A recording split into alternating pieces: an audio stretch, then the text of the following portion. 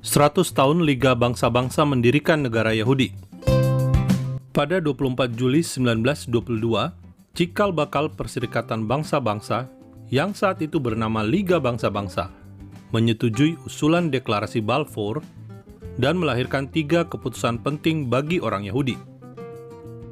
Pertama, orang Yahudi diakui mempunyai hubungan historis dengan tanah air kuno Yahudi yang waktu itu dinamakan Palestina. Kedua, Liga Bangsa-Bangsa setuju pembentukan rumah nasional bagi orang Yahudi di Palestina.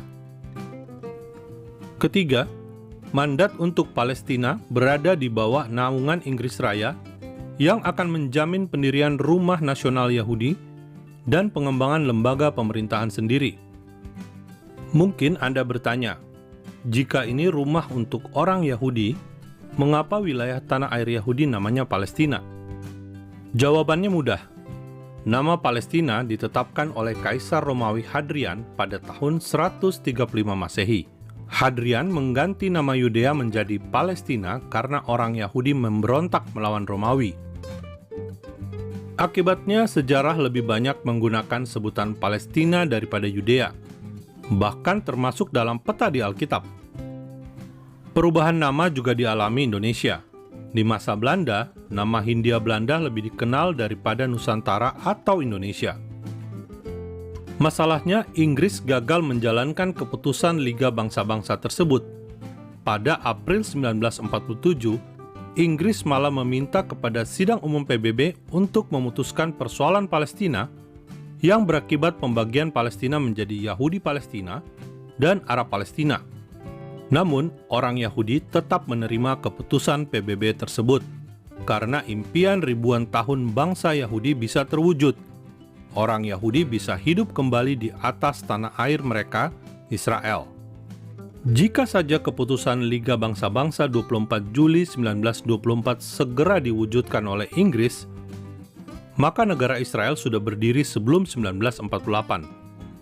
Meski sudah 100 tahun pengakuan hak atas tanah untuk orang Yahudi, namun Israel masih menghadapi delegitimasi.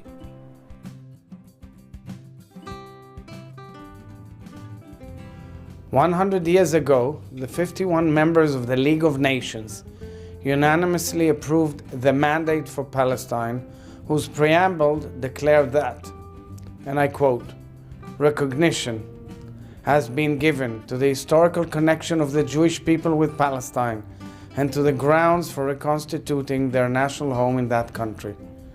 This declaration gives expression to the 2 undeniable pillars of Israel's legitimacy as a Jewish and democratic state: the ancient, unbroken connection of the Jewish people to the land of Israel, and binding international decisions, including the 1922 League of Nations mandate. Indeed, it was these twin pillars which my late grandfather, Rabbi Isaac Halevi Herzog, relied upon when he tore up the British White Paper on the steps of Jerusalem Hufah Synagogue in 1939. It was these pillars which my late father Chaim Herzog, then Israel's ambassador to the United Nations and later Israel's president, placed before the family of nations in rejecting the anti-Semitic Zionism is racism resolution in 1975. Unfortunately today, there are still those who seek to deny the legitimacy of Israel's existence, as well as the legal, historical, and national rights of the Jewish people. Such voices are heard in academia, online, and even in halls of power. As a former member of the Knesset, as chair of the Jewish Agency, which received its name from the League of Nations mandate, and currently as the President of the State of Israel, I'm fully committed to the fight against all forms of delegitimization, anti-Zionism, and modern anti-Semitism, whatever their source. Salam damai dari Fakta Israel.